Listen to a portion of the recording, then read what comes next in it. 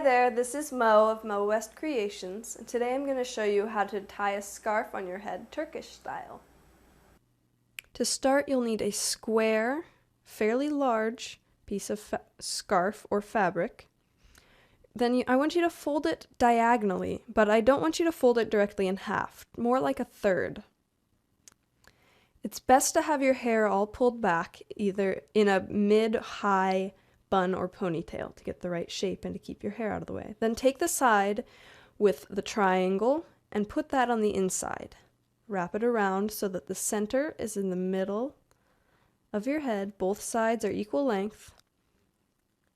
Bring it up over your hairline, and then this is the trick to make it Turkish.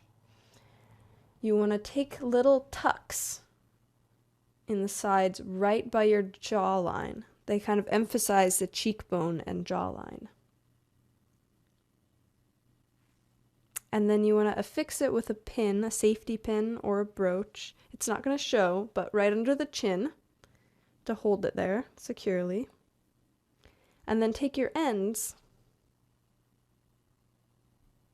and wrap them around your neck.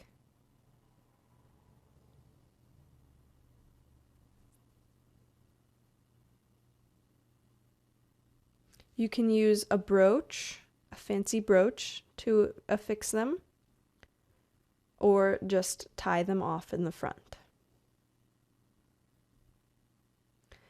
Turkish women recommend always using a shiny scarf for this, and shiny blingy brooches. Now this is the more fancy formal way to do a Turkish headscarf. If you want to be more casual and shawl-like, you can also, instead of wrapping around your neck, once you do the side face folds, which is pivotal to make it Turkish, and pin under your chin, then you can just take one end and bring it over the top and use a brooch and pin it to your shoulder. This has been Mo of Mo West Creations, showing you how to tie a headscarf Turkish style. Ciao!